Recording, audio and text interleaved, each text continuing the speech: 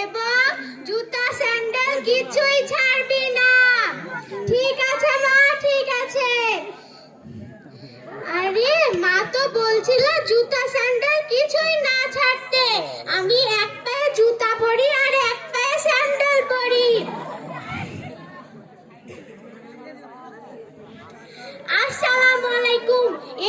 মা তো বসতে নিষেধ করেছিল। তোমার নাম কি? আমার নাম পরি। তুমি কোন ক্লাসে পড়ো? আমি কোন গ্লাসে পানি খাই? থামেন থামেন, লইয়া আসি। এই দেখেন, আমি এই গ্লাসে পানি খাই। না না, তুমি কোন শ্রেণীতে পড়ো? আমি কোন চিরুনি দিয়ে মাথা আঁচড়াই? থামেন।